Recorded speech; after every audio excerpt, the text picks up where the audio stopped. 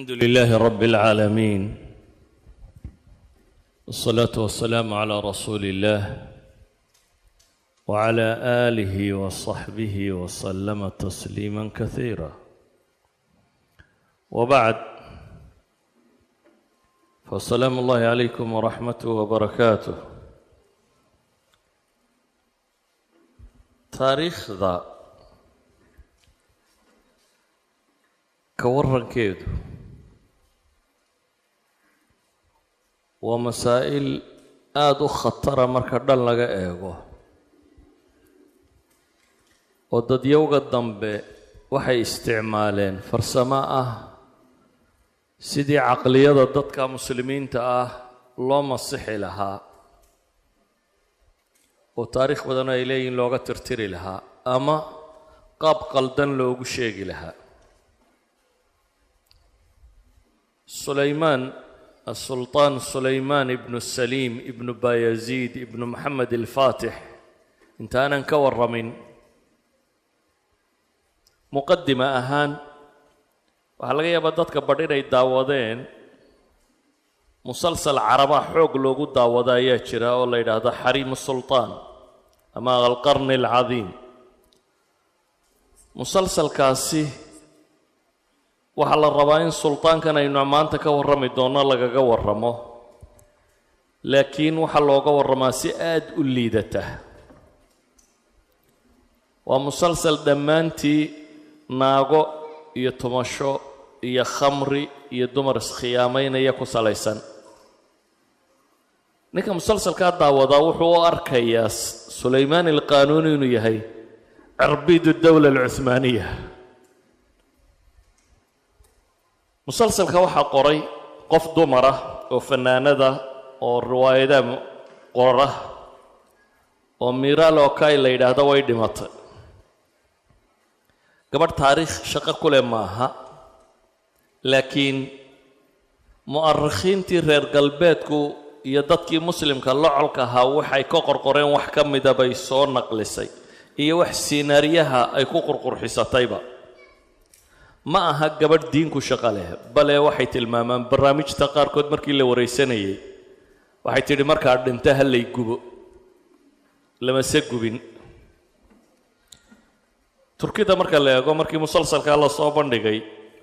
70,000 oo shakwo 70,000 oo dacwadood in ka badan baa loo qadimay wasaaradda ama majlis al-a'la lil-idaa'a wa telefisyoon turkiya oo la leeyahay waxaani waa xaqiiqo laga been sheegayo ee ilaa ay gaadhay inuu ka hadlo madaxweynahoodu oo yidhaahdo sulaymaankaanu naqaanay ma aha kana idinku ka warramaysaan. sulaymaanka ay saa uga warramayaan waa nin dagaalyahana oo mujaahida oo muslima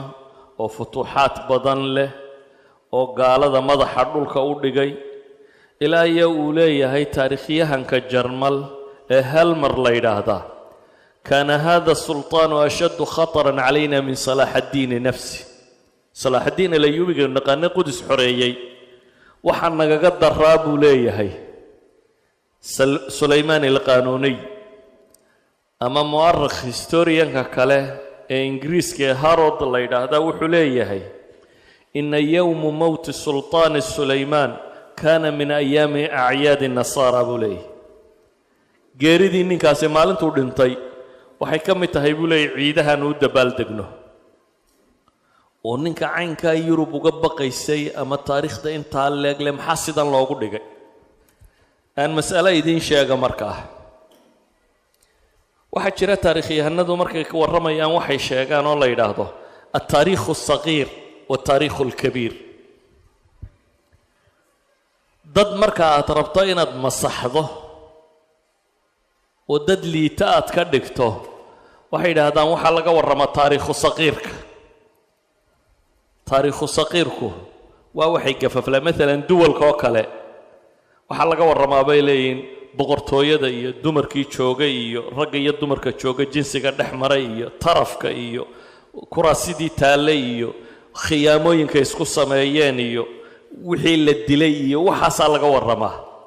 oo qofka taariikhda akhristaa wuxuu moodayaa ummadda taariikhdeeduba inay noocan u nahayd. bale wuu ka yaqiiqsoonayaa inuu akhriyo. مثلا haddii maanta ingiriiska laga warramo qoyskiisa boqortooyada iyo dumarkii joogi jiray iyo rabshadihii ka dhici jiray iyo khiyaamooyinkay samayn jireen iyo isdilladay samaynayeen waxay kuuna muuqan lahayd dowlad yaroo baaba oo aan laf lahayn maca daalik uu dunidoo dhan gumaysanayay. taariikhulkabiirkuna ama taariikhda weynina waxay idhaahdaan waa dowlad ama ummaddaasi wixii injaasaad ah wax soo saare ay samaysay hadduu mid caskariya yahay hadduu mid dhaqaale yahay mid bini aadamnimo mid cilmi mid fikri mid qaanuun mid value waxay dunida ku soo kordhiyeen oo bashariyada wixii ay u tareen. haddaba bay dhaaheen nimanka reer galbeed iyo taariikhyahannadoodii waxoodu markay caalamul islaami ka warramayaanna taariikhu saqiirkay saaraan markay tooda ka warramayaanna taariikhul kabiirkay inoo saaraan. tooda waa saynis hebel oo waxaan soo kordhiyey dowladdaasoo waxaa qabatay taasoo waxaa dhistay wixii ay qabteen bay ka warramaaneen macne nolosha ku samaynayay. caalamul islaami taariikhdiisa markay ka warramayaanna wixii khiyaamo iyo dumar iyo rag istile iyo wixii la isqabsaday ee nooc ahaa bay soo tilmaamaan. xataa waxaan odhan karnaa waa masale bini aadamku uu baday inuu socdo. soomaalida qabaylkeeda dhegayso. ninku markuu qabiilka reerkooda ka warramayo intay goob guulaysteen iyo nin waayeelo caqlile intii soo martay iyo nin deeq badnaa iyo nin wax bixiye iyo nin gabyaabu kuu sheegaya. reerka kale laakiin markuu ka warramayo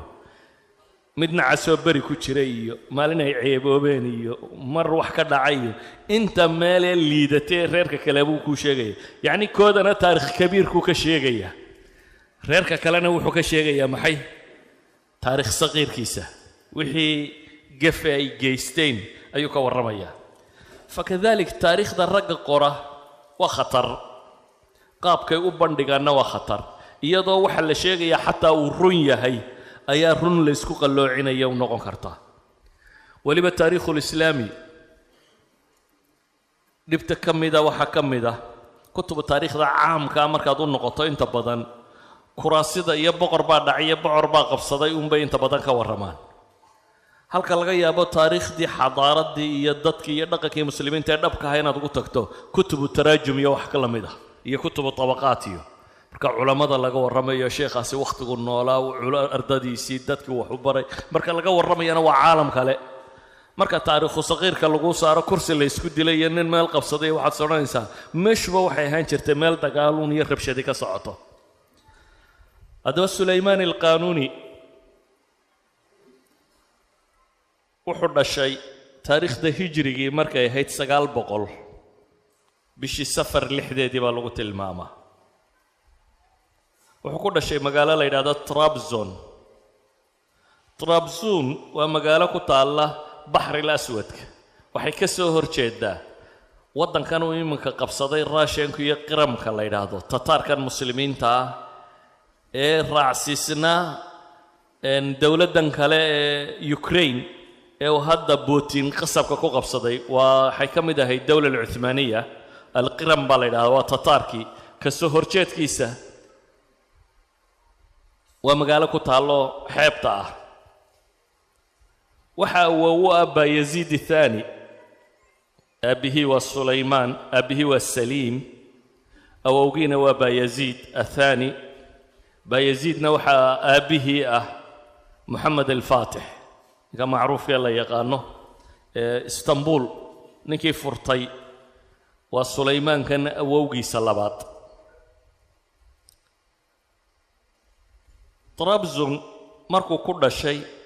waxay yidhaahdaan aabihii isagoo kitaab haya ayuu inankan u dhashay dabeetana tayamunan qoys boqortooyare way ahaayeen isagoo ka barakaysanaya u bixiyey sulaymaan nebi sulaymaan iyo meelahaas inuu ekaado oo kale ayuu sulaymaan ula baxay. Trabzon waa magaalo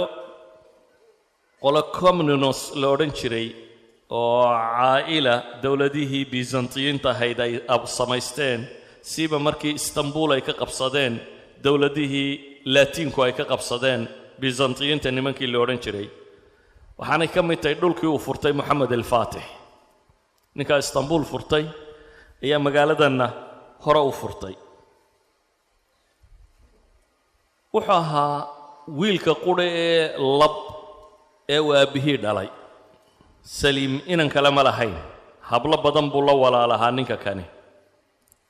waxay dhahdaan wuxuu la koray wiil qaadiga madiinadu uu dhalay oo ay saaxiib ahaayeen qaadigaas oo nin caalim oo caalimudiin mutasawwifa ahaan jiray oo la yidhaahdaa yaxya ibnu cumar afandi waxa macallim u ahaan jiray khayrudiin afandi nin sheekoo caanoo la odhan jiray 10 jir meelaha markuu gaadhay dhaqankii ay lahaayeen waxay ahayd ilmaha boqorrada marka la gudayo waxa loo dhigi jiray xaflad 10 jir markuu gaadhay baa xaflad loo dhigay aabbihii aad buu u danaynayay markii uu qaan gaadhay kadibna awowgii baa waxa loo weydiiyey in isna gobol loo dhiibo dhalinta markay 20 jirada ku dhadhow yihiin ayaa gobolada yaryar la geyn jiray si ay u soo tababartaan oo maamulka ugu soo tababartaan marka aabbihii oo Trabzon haysta ayaa wuxuu wiilkiisa awowgii uga codsanaya inuu isna meel loo dhiibo aabbihii Saliim Bayazid nimadiisa yaryar buu ka mid yahay ninka weyno Axmed la yiraahdaa jiro isoo dhigaya inuu isagu boqortooyada qabsado markay cabaar la isku celceliyay akhiiran kafa meel la yiraahdaa maamulkeeda loo dhiibay kafi qiram taasay ka tirsantay markaa waa meeshii koowaad Sulaymaan uu madax ka noqdo kafa markuu joogay muddo markaa aabbihiina gobolka ka soo horjeeda ayuu haystaa awowgiina waa boqorka waddanka oo dhan aabbihii hunguri baa galay boqortooyada siduu u qabsan lahaa isaguna dhaxal sugihii rasmiga ahaa maaha aabbihii ciidamuu ka haystay isagoo dhowr iyo 30 doonyood xawaalays wata ayuu u gudbay xaggii inankuu gobolkii u haystay qiram gobollu isku dayay inuu isku qabsado isagii aabbihii Bayazid dagaal baa dhex maray dagaalkii waa lagu soo jabiyay laakiin aabbihii waxay wada socdeen inkishaariyiinta nimanka la yiraahdo raalli ahaada taariikhdii laga warramayo waxa fiican qofku inuu sawir guud haysto magacyada tan iyo magaalooyinkan aan akhri doono iyo waxaan oo dhamina waa wax wada jadiida mesela kafadan sheegayo imika Fiidosiya la yiraahdaa waaga waxa xukumi jiray oo laga xoreeyay Janawadan Talyaaniga boqortooyo ka jirtay baa meesha xukumi jirtay oo laga xoreeyay magaalooyinka aynu sheegi dooniyo waxa soo dhamo wax idin ku cusub baa laga yaabaa inay noqdaan macrako u guras la yiraahdaa aabbihii lagu soo jabiyay akhiiran inkishaariyiinta nimanka la yiraahdaa waa dad askarinimo gaar ah ay u tababari jirtay dawladda Cuthmaaniyiinta oo aan qabaa'il lahayn ama han noqdaan adoomo yaryar oo la soo helo la xoreeyo ama han noqdaan caruur yaryar oo sidooda loo qaatay dad min caruurnimadoodii qadiyadatan waa qadiyadii ay ku soo caanbaxeen ayuubiyiinta qole loo odhan jiray marka dad yaryar oo militarinimo loo tababaro dawlad mamaalikta maqashaan 276 sanadood talinaysay waa nimankan oo kale ay ahaayeen waa dad loo train gareeyay askarinimo aan qabaa'il la shaqo ku lahayn iyo reeraha haysayo dhan inkishaariyiintaasi waxay raaceen Saliim dabeetana odaygii baa la inqalaabay Bayazid ahaa boqortooyadii Saliim baa qabsaday Sulaymaanna dagaalada kama qayb galin gobolkiisii yara ayuu iska joogay markii uu qabsaday ayaa aabbihii wuxuu dagaal la galay walaaladiisii kale ay hayeen iyo wixii oo dhan laakiin wuu guuleystay cala kulli xaal inuu waddanka qabsado inankii Sulaymaan ahaa waa loo yeedhay Istanbul baa la keenay waa la soo dhaweeyay aabbihii baa hadda boqora dabeetana waxa la geeyay magaalo la yiraahdo Manisia waa Sanjaq markaad maqasho afkii Turkida hore waa wilaayaadka waa gobol nin maamulo waa magaalo u dhow Izmir magaaladan la yiraahdo odayga Bayazid loo odhan jiray baana guri boqortooyo ka dhistay inta badanna waxay ahaan jirtay dadka waliyul cahdiga noqonaya meelaha lagu sii tababaray ee dawladda ka agdhow Istanbul agteeda manisiya la keenay markaa manisa meesha la yidhaahdo halkii hore ee kafa 3 sannadood buu xukumayay intii aabihii madaxweyne ahaana wuxuu xukumayay meesha tan ninkani waqtiga uu dhashay Sulaymani waa markii Andalus laga soo saaray muslimiinta 1492 meelahaas laga soo saaray sina 1495 meelahaas uu dhashay waa waqti muslimiinta galbeedka laga xoog batay dawladaha reer galbeedkuna ay xoog bateen waqtiga waxa jira markaa laba dawladood oo aad u xoog badan oo baxriyada leh ciidamada badda ugu tirada badan leh haysta sideedaba waxaad ogaataa dunida taariikhdeedii dambe dawladda badda ku xoog badan ayaa ah inta badan dawladda dunida ugu xoog badan ee Boortaqiisku ama Isbaanishku markay baxriyadoodu xoog badnayd dee ilaa iyo Mareykanka waa kuwii qabsaday gumaysanayay ilaa iyo muslimiinta soo jebiyeen North Africa oo dhan qabsaday ra'su rajaa'i Saalix meeshan Cape of Good Hope ka soo wareegay barigiina kan qabsaday Mombasa iyo dhulka kan oo dhan way qabsadeen ilaa iyo Muqdisho ay qabsadeen horu u sii socday Babul Mandab buu qabsaday uu ka wareegay Hormuz buu qabsaday iyo jasiiradda yar meesha ku taala India Ahmedabad gobolkii la oran jiray waa haysteen ayuu qabsaday dadka muslimiintii Ishta waa meesha nimka Indonesia la yiraahdo ay qabsadeen waxay ka taliyeen badda dhamaanteed waxay ku tala galeen inay cidhiidhiyaan wadooyinka dhaqaale ee India iyo Yurubta kale oo dhan isku xidhi jiray Yurub markaa waxa uu caansanaa dawladdii ad-dawla al-bunduqiya banaadiqa bunduqiya waa Venice magaaladan la yiraahdo marka dawlad weyn oo Talyaaniga ka mid ah bay ahayd oo talisa dawladda iyo Uthmaniyiinta nooc isku xidhnaa dabeetana waxay ahaan jirtay magaaladoodu meelaha ugu badan ee baayac mushtarka wixii India ka yimaada ama tariiqul xariir jidkii la oran jiray marayaan ama badda cas bay soo maraan dabeetana Masar bay yimaadaan Iskandariya yimaadaan halkaas ay ka baxaan Boortaqiiska iyo Isbaanishku waxay ku tala galeen caalamul islaami inay go'doomiyaan oo ay ka xagga dhaqaalaha kala dagaalamaan markay Andalus iyo intaas qabsadeen ay xoogaysteen waxay xidheen markaa khaliijka meel kasta oo laga galo ama Babul Mandab ha noqoto ama خليج العرب أو خليج الفارس ماشاسي جزيرة ku taalaha ahaato way xidheen marka waxay noqdeen dawladaadu xoog badan isla markaa caalamul islaamina wuu burbursan yahay oo markii Andalus la qabsanayay cid u gargaarta lama helin xaga kale waxa soo baxday Boortaqiiska iyo dawlad Safawiya oo Shiica ahayd ayaa heshiisyo wada galay xidhiidh dawlad Uthmaniya dhamaantood inay col wada yihiin heshiisyada ku tiri ku taana baa soo baxday Boortaqiisku inay rabaan Madiina intay qabsadaan xabaasha Nabi Maxamed inay lafaha kala baxaan ama Nabiga calayhi salaatu wasalaam ciidamo cunta inay la baxaan Nabi Maxamed jidhkiisii inay meesha ka qaataan oo inta la geeyo Yurub lagu gorgortamo Baytul Maqdis in la soo celiyo Baytul Maqdis gacanta muslimiintu ku jira dawlad Mamalik baa haysata marka in dib loo soo celiyo Baytul Maqdis waxay u mareen dariiqa dawlad Uthmaniya xaqan hadaynu jabin kari weyno kuwan baa jilicsan intaynu xaqan marro in la labaxo النبي عليه الصلاة والسلام قبريس دولة سفوية نوي كل هالشيء با الله شيعة وركاسنا وصابحي وضيجي دالي سليمان القانوني دقال الله دي يروب مو بلابن وحوسو تشيستي هرتينو عالم الإسلام مدايو دبيتنا وبورتغيس كهرتغو سو قوان كاسوقات كدب دقال بو قاضي wuxuu ku qaaday labadii dawladood ee meesha ka jiray mid waa dawladda Mamalik ee Masar haysatay Masar uu qabsaday iyo Dimashq iyo Halab iyo intaas oo dhan uu qabsaday dagaal labaad buu qaaday dawla safawiya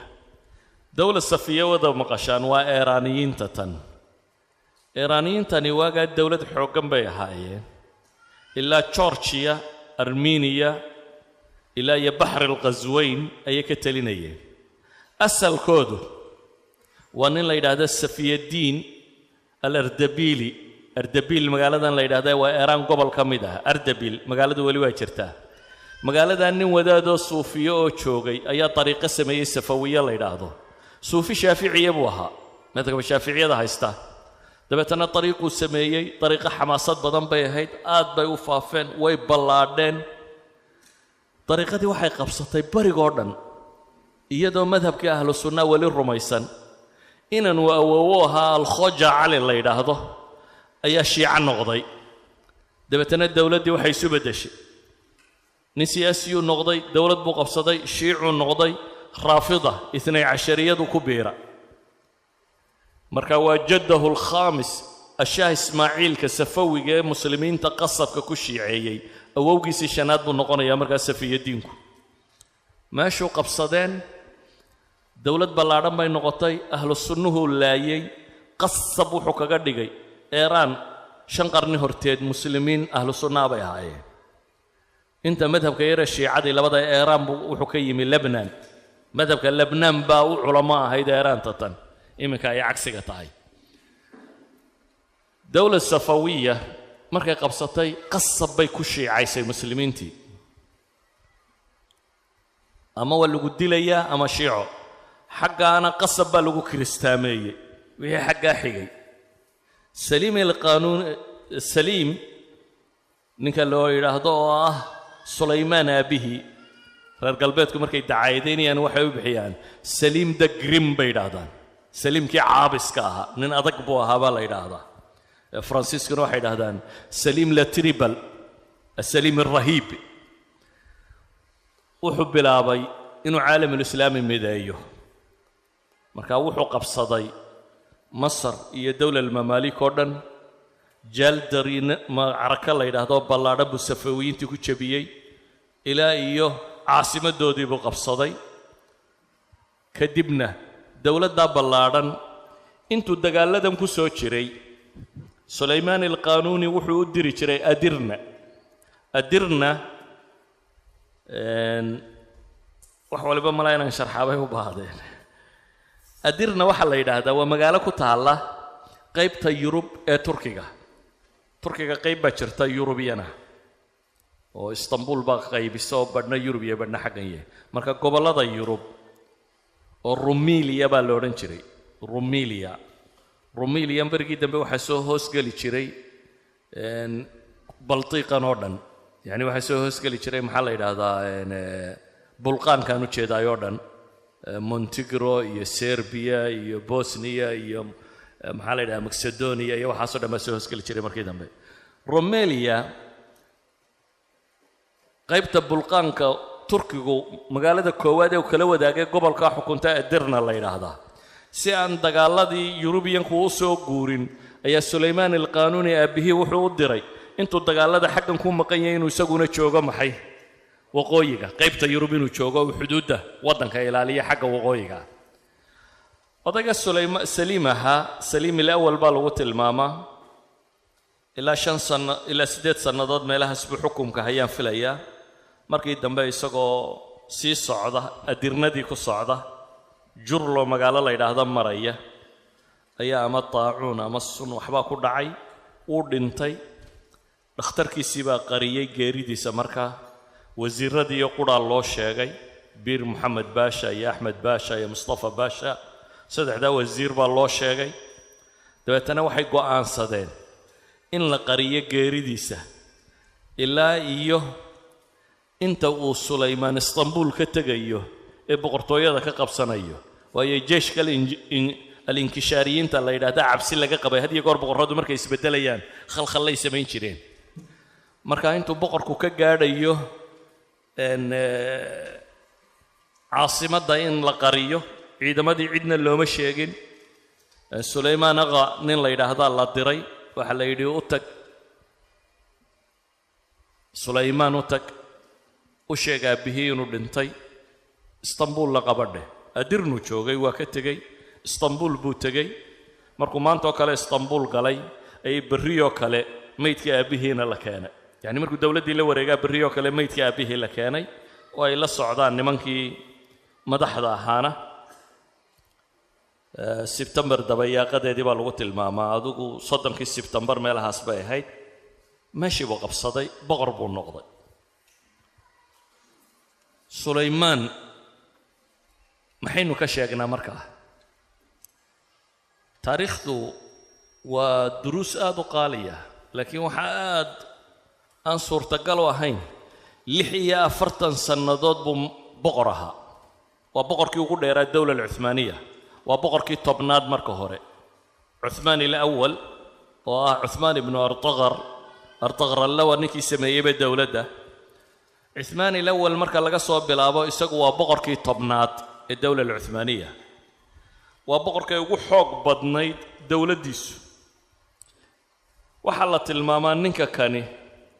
10 sano iyo dhowr bilood muddo lagu qiyaaso goob dagaal taagna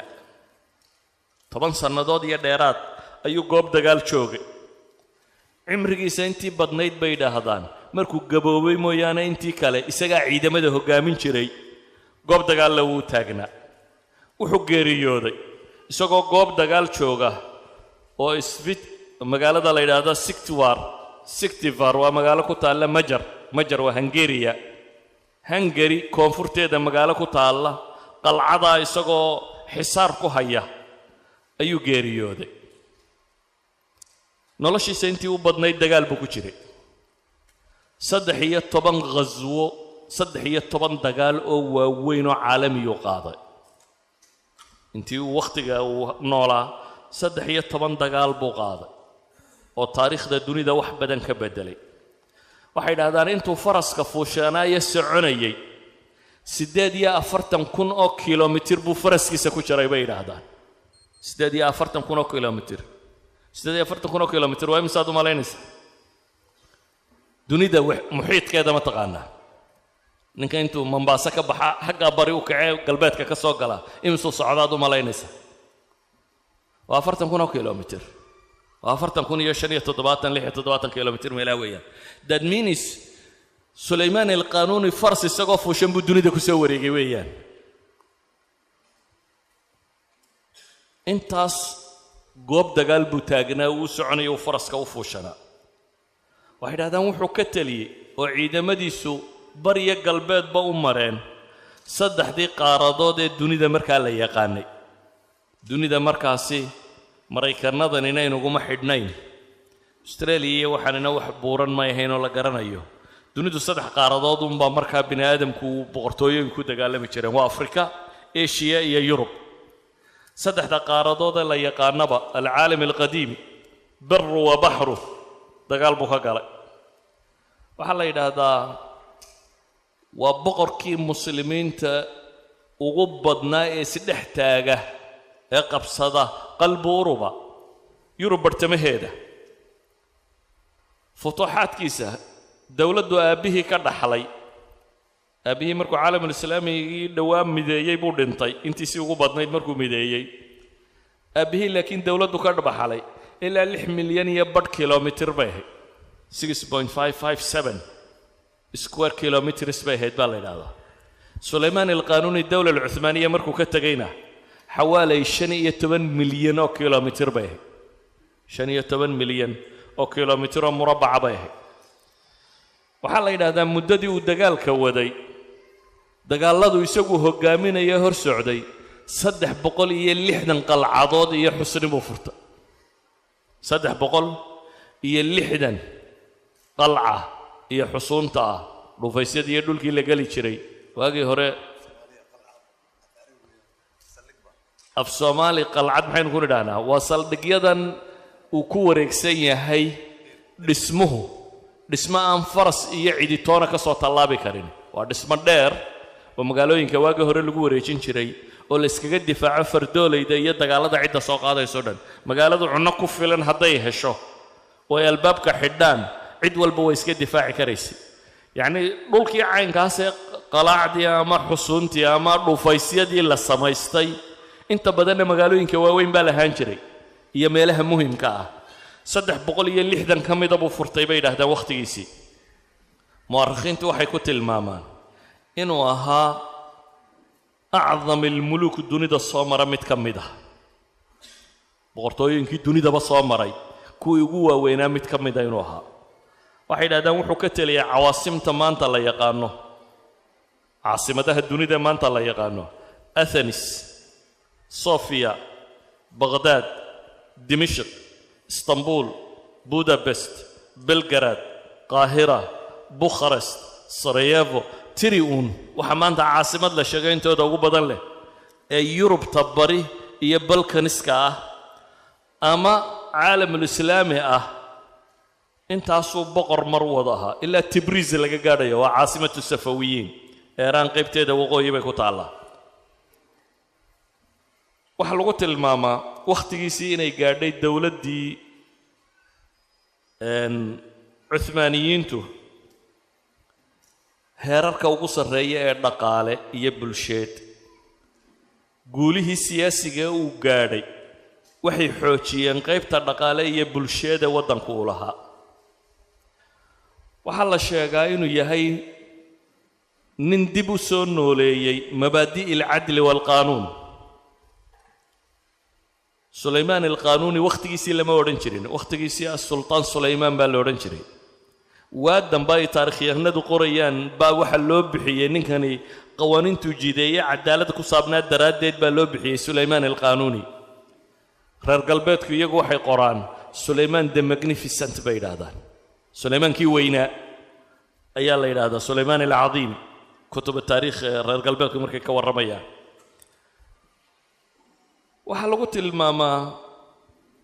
saltanadiisu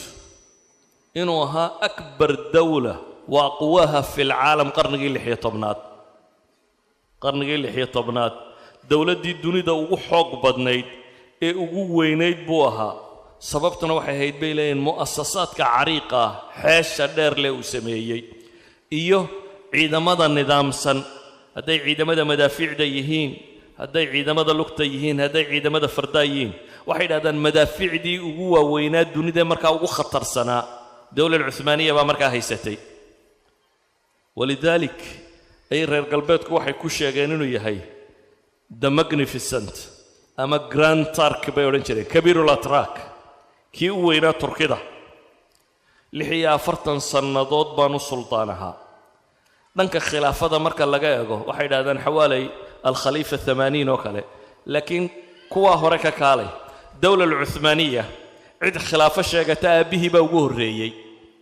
awal wuxuun bay ahayn dowla alcuthmaaniya laakiin khilaafada ayaa sheegan jiray almutawakil cala allah nin la yidhaahda baa joogay qaahira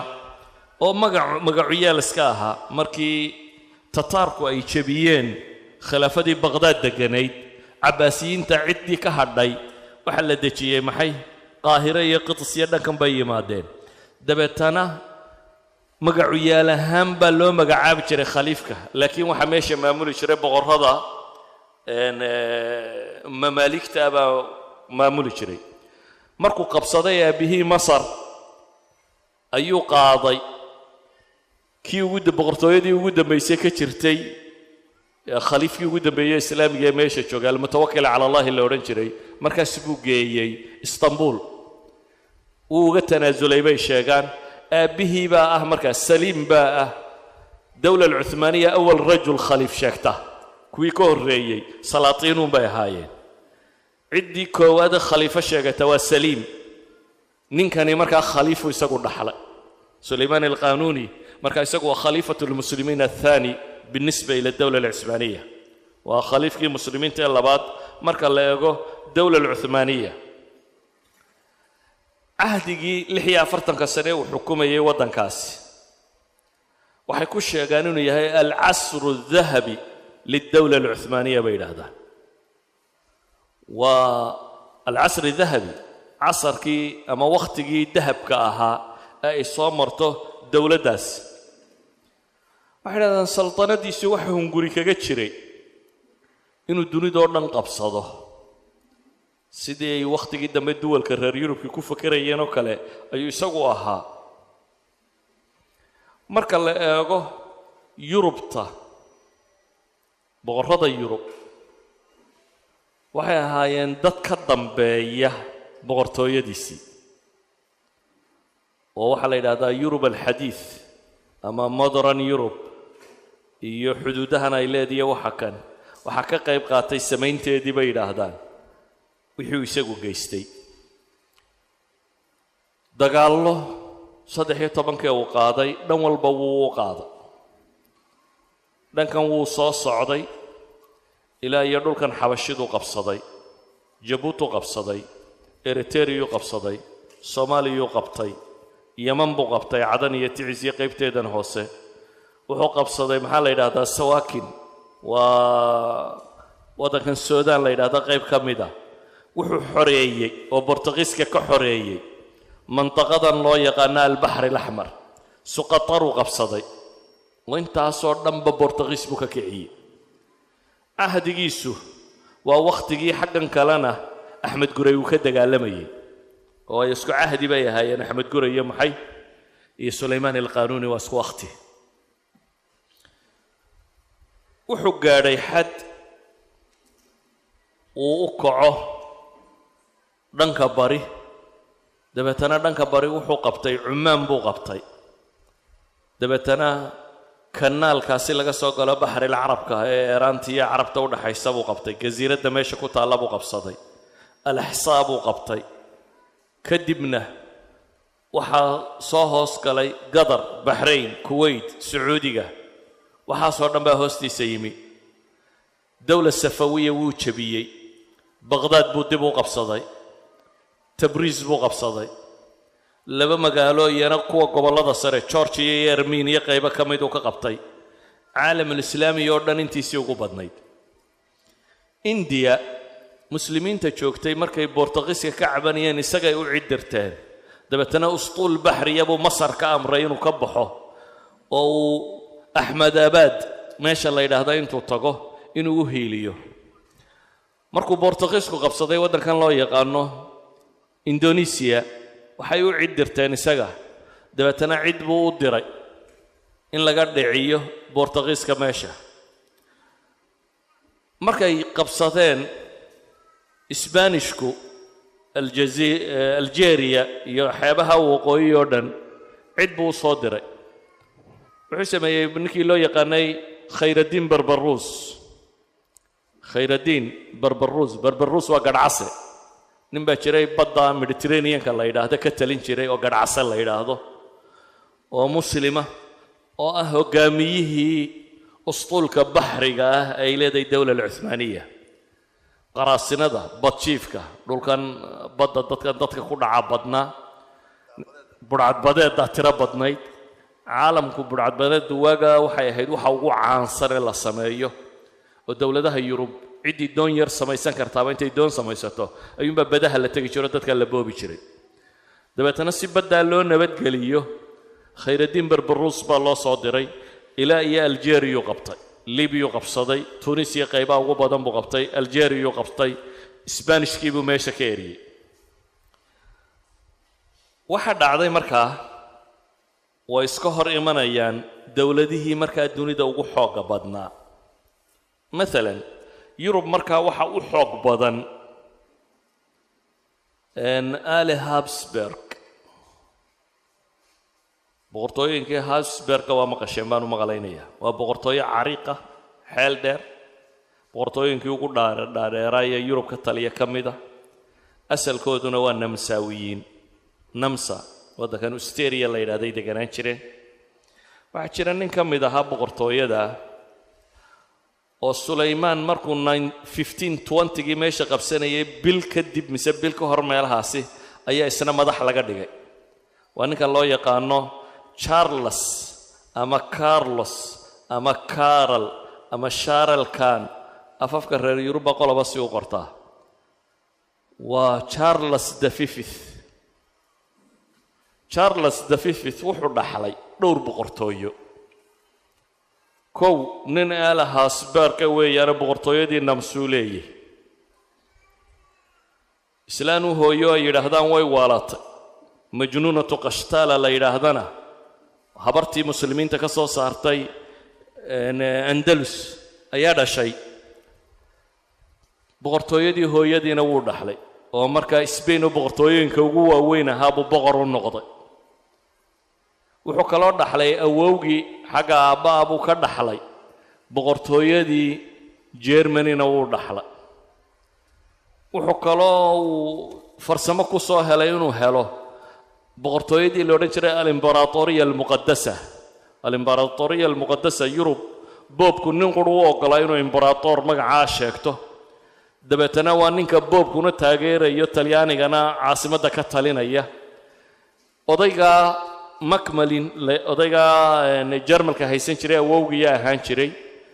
Francisca ninkii madaxweynaha ka ahaa Francois la odhan jiray bay ku loolameen meeshuu qabsaday cala kulli xaal waa nin markaa 4-5 wadan boqortooyooyinkood wada hoos yimaadaan Charleski shanaad baa la yidhaahdaa Francisca boqortooyada iyo boqortooyadaasaa loo lamayay kadibna waxaa dhacay in dagaal la dhex mareen dagaaladaasi waxay keeneen marka horeba dawladda tan al-Habsburga iyo dawlad al-Uthmaniya waa labada boqortooyo ee loolanka ku jiri jiray laakiin markay tani timi waxa soo baxay dawladda Faransiiska iyo inay col noqdeen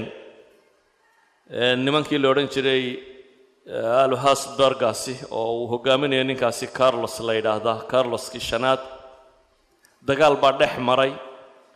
dabeetana waa la qabtay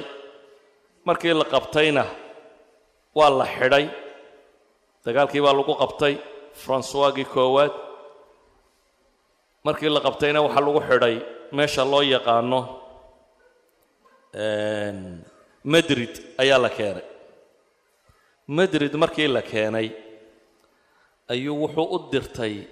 waa maxbuus boqorkii Francis wuxuu u diranayaa inuu badbaadiyo dawladda Uthmaniya oo wuxuu leeyahay nin baa si xun ii galay waa la xidhay adigaana boqorkii dunida ka talin jiray xabsiga laga soo daayay hooyadii oo naa'ibad u ahayd oo Francisca markaa xukumaysa waraaq soo dirtay islaanta waraaqdeedii waa tan waxay leedahay muddan sugayay inankayga xidhan anigoo inuu rajaynaya inuu bini aadamnimo eega shaaralkaan laakiin may dhicin rajadayadiina way gaabatay sidaa awgeed waxaan ka codsanaynaa bay leeyahay fa innii altamis min jalaalatikum wa cadamatikum bisifa khaasa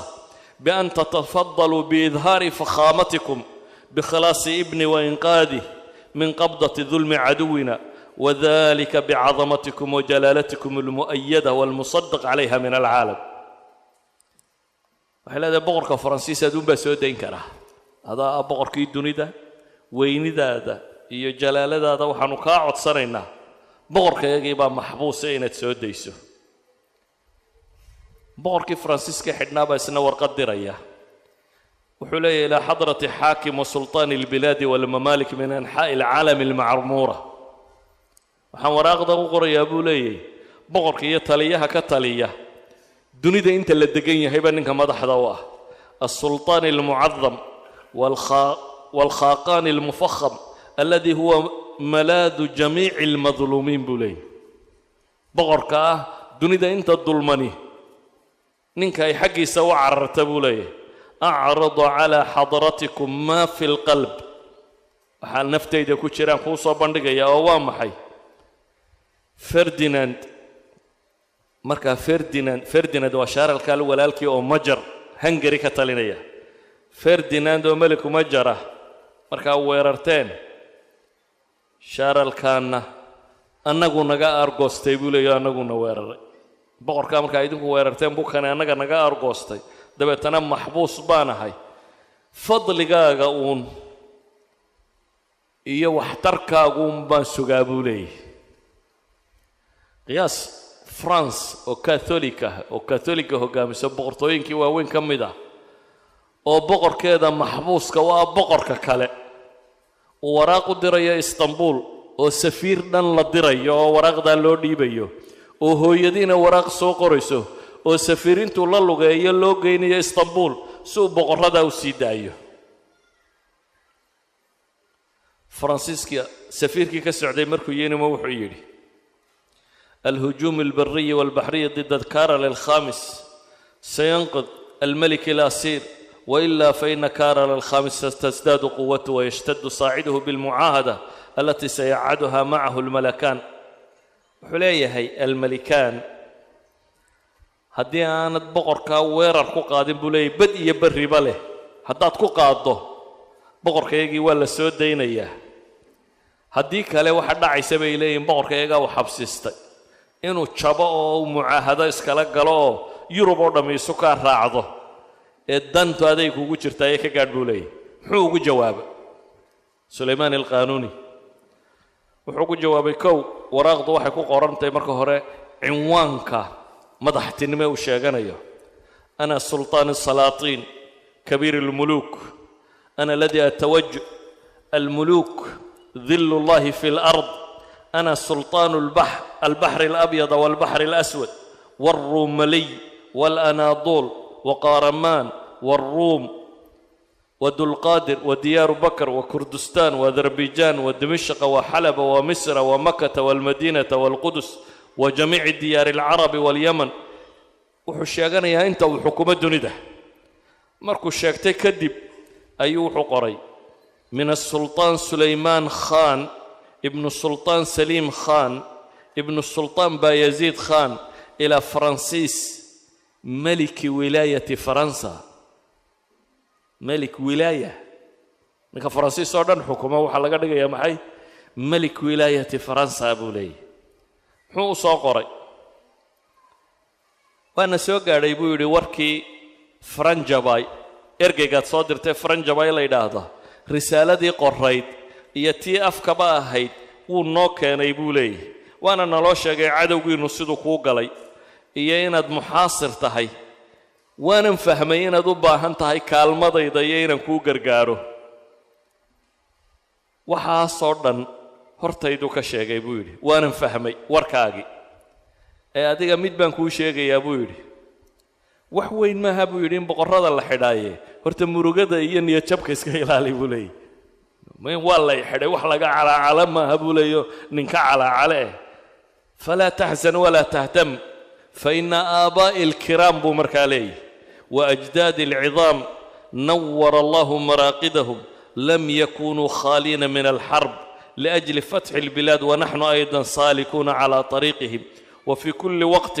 نفتح البلاد والقلاع الصعبة الحصينة وخيولنا ليلا ونهارا مسروجة وسيوفنا مسلولة فالحق سبحانه وتعالى ييسر الخير بإرادته ومشيئته وأما الأحوال والأخبار الأخرى فسيبلغكم بها رسولكم وكو إليه هي waxaan kuu sheegayaa aabayaashaydii sharafta lahaa iyo awowiyadaydii waaweynaa ilaahay xabaalahooda ha nuuriye dunida waa furanayeen anna waxaan kuu sheegayaa buu leeyahay sidii faraska iyagu inuu kooraysan yahay seeftayaduna u baxsan tahay ilaaha weyn baana khayrka fudaydiya buu yidhi wixii ware hoosana waxa kuu sheegi doona buu yidhi rasuulkaaga wixii ware hoosana ergeygaad soo diratay ayaa kuu sheegi doona buu leeyahy yacni waxay tilmaamaysaa salaatiinta yurub ayaa ahaa kuwa u geeya maxaa la yidhaahdaa kuwa u geeya jisyada kuwa u geeya markii maalan madaxnimada la saaraya isaga markii uu boqortooyada qabsanayay waxay yimi boqorradii dunida qaybo ka mid ah waayo dee sultaankii dunida ugu weynaabaa la caleema saaraya waxaa yimi ninkii madaxda u ahaa meesha la yidhaahdo ragusa waa magaalo ku taalla sicily isqaliya meeshan la yidhaahdo waxaa yimi kii raasheenka waxaa yimi kii bunduqiya salaatiin badan baa yimi waxay u yimaadeen litahni'ah boqorkan weyn ee ninka dunida ka taliya ee madaxnimada loo inay tahniye u sameeyaan iyo inay mucaahadaad heshiisyo talab heshiisyaday soo qorteen waa maxay raaguusa qolada la yidhahdaa way timo waxay yidhaahdeen waxoogaa hubana waanu u baahanay dakhiira inaad naga iibiso cashuuraha qaarna naga dhaaf bay leeyihin markaanu dekedahaaga nimaadno iyaga wuxuu ku yidhi hubka laydinka iibin maayo laakiin waa laydin siinayaa cashuur dhaafka waa laydin siinayaa soo imika maraykanka inta la tago kontragyana lama soo saxeexdo waxoogaa hubana naga iibin lama yidhaahdo oo marna ma yidhaahda idinka iibin maayo marna waa idinka iibinayaa sidii oo kale weeyaan waxay leeyahay cashuuraha qaarna naga dhaaf hubna naga iibi wuxuu u ogolaaday qolada inuu cashuuraha qayb ka dhaafo laakiin hub laydinka iibin maayo waxaa yimi safiirkii raashiya isagu wuxuu leeyahay nimankan qiramka la yidhaahdaanu khaati ka taaganay qiramka waa tataarkan waa meeshan iminka uu qabsaday ninkani ayaanu khaati ka taaganay kuwaana nagala hadal mucaahadana nala gal heshiisna nala gal wuxuu yidhi wax heshiis aan idinla gelayaa ma jiro laakiin kuwa maalmadaaya waan odhanayaa kuwaas inay maalmo idin daayaan waa ogolaanayaa laakiin mucaahada ma jirta iska taga idinkuna waxaa yimi albunduqiya bunduqiyadu waa venisia magaaladan la yidhaahdo bunduqiya qoladii haysatay waxay dalbanayaan iyana mucaahadaadkii hore in loo cusboonaysiiyo marka hore way ammaaneen boqorka aad baanu ugu qanacsannay bay leeyiin boqortaydaada iyo waxaad waddo oo dhan waxaanu rabnaa heshiisyadoodii iyaga dan kalu lahaa waayo markaa wuxuu diyaarinayay duulimaad aad u ballaadhan oo yurub ku qaado aluhasbergeedii iyo majariyiintu uu duulimaad ku waday saa daraaddeed wuxuu rabay bunduqiyada tan inuu ka saaro xilfi wadaagga qolada inaanay gelin iyaga mucaahadu la galay mucaahadada waraaqdii inta la qaadaa waxaa laga akhriyey majlisu shuyuukh ay leedahay meeshaasi 1522 abril 8 soddon bandi ama soddon qodob bay mucaahadadu ka koobantay ka koowaad tijaarada in xorriyad laga dhigo loo ogolaado nabaddana la sugo ka labaad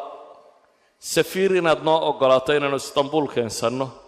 oo weliba 3 sannadoodba maraanu kaa bedelo safiirku safiir daa'ima maaha every 3 years in la bedelo waxa laaliya wixii kaa soo baxsada inaanu soo celino dadka badda dhibtu ku haleesho inaan wax dhiba loo geysanin wixii dhinta ama mutahamiina soo yaaca in la isu celiyo nimanka banaadiqadii ama dawladdiinaasi waddanka istanbul gudaheeda inaydan waddanka turkiga gudihiisa inaydan socon karin ilaa warqad dhaqdhaqaaq safiirku idin siiya mooyaane waddanka gudihiisa warqadda dhaqdhaqaaqa ee safiirka ayuunbaa ka qaadan kartaan waxay codsadeen north africa intaan ay muslimiintu xukunto in loo ogolaado inay la baac mushtarayn karaan waxay aqbaleen wixii doonay tijaare ay leeyihiin istanbul inta la keena in la baadho marka hore waxay sido la ogaado waxa ay sido waxay aqbaleen 5,000 ilaa 10,000 oo dahaba dawqiya dahabiya ah oo jizya inay sanad kasta ka bixiyaan labada jasiiradood ee Qubrus iyo Zantana dawladda Uthmaniya loo keeno mucaahadad soddon bandi ka kooban buu qoladan la aqbalay waayo bay dheen boqorku wuxuu u baahnaa dagaalada uu qaadayo inaanay qoladani qayb ka noqonin oo ka soo qayb gelin waxaan leenahay markaa boqortooyadu ninkani xukumayay wuxuu ahaa boqorka aynu odhan karno dunida ninkii ugu boqortooyo ballaadhaaba wakhtigaasi ahaa oo boqortooyooyinkii wakhtigiisa la noolaa waxaa ka mid ah imbaratorka Karol al-Khamis la yidhaahdo oo arshadoq waa boqortooyada ka talisan namsa ahaa imbaratoriya almuqaddasana isagu dhaxlay iyo Spain imbaratoriyadeedii waxaa ka mid ahaa walaalkii waxaa ka mid ahaa boqortooyooyinkii Faransiiska François koowaad iyo Henrygii labaad waxaa ka mid ahaa boqortooyadii ingiriiska henrigii sideedaad qaysarkii ruumaan qaysarkii rushiya caalamulislaami marka la eego boqortooyinka yarare jira waa shaah طهماسب shaah طهماسبku ismaaciil safawigii oo odaygii hore saliim uu jabiyay inankiisii weeyaan iyo hamayun albaburi waa ninkii xukumayay markaa indiya dawla almaghuuliya ka soo hadhay baaburku soomaydan maqalimka masaajid had iyo goor la isku hayo ay dumiyaan oo indiya ku yaallo ay leeyihiin macbad ha loo bedelo hindidu ay ku doodayso waa hamayunkana aabbihii ninka dhisay baaburiga la sheegaya waa kaa aabbihii hamayun albaburiy waxaa ka mid ah akbar shaahi oo ibnu hamayunkaasi markuu dhintaya waxaa soo boqorro oo dunida ka jiray marka la barbar dhigo sulaymaan alqaanuuni waxay ahayn dowlada yaryar ee la ilaaliyo mu'arrikhii qarnigii 16aad ee muslimka ahaa sheekhii la odhan jiray jalaal zaada mustafa shalabi markuu sulaymaan alqaanuuni ka warramayay wuxuu yidhi innahu zubdatu aalu cuhmaan buu yidhi dowla alcuhmaaniya zubdadeedii muceedu ninkan buu ahaa buu yidhi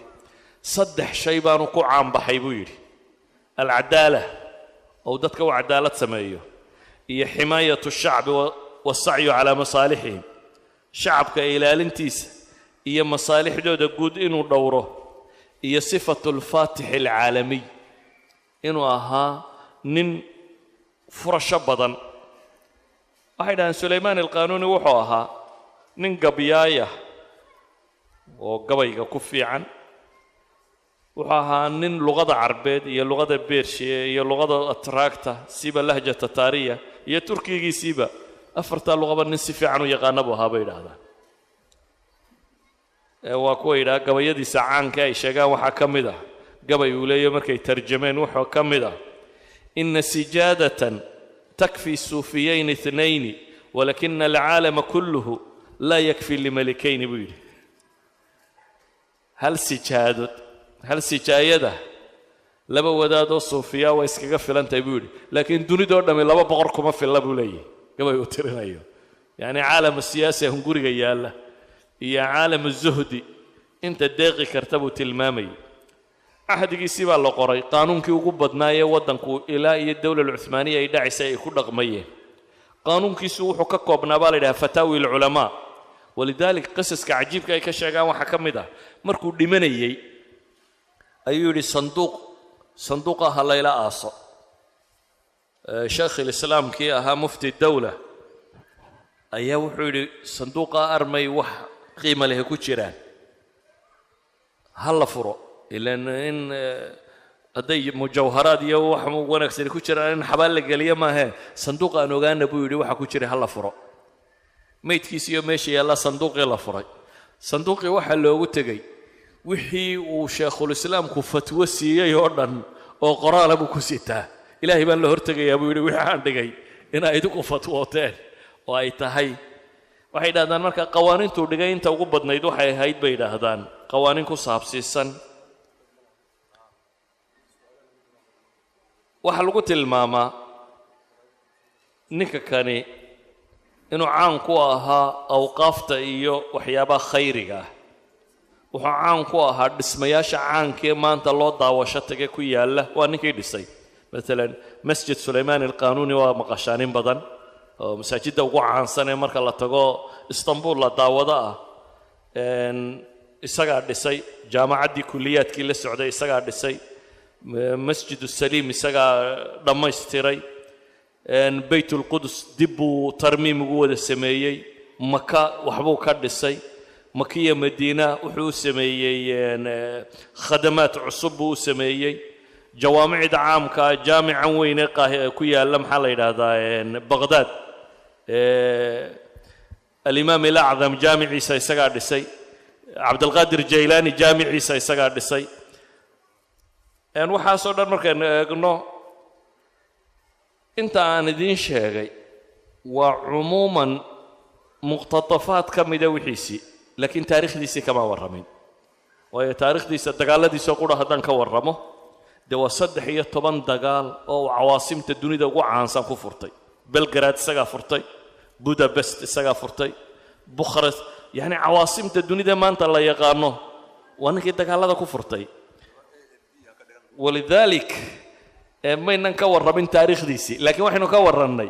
dawla alcuthmaaniya oo cahdigiisii maamulayay simaadka caamka ay lahayd wakhtigiina wuu dhammaaday halkaasaynu ku joojin wallahu aclam billahi tawfiiq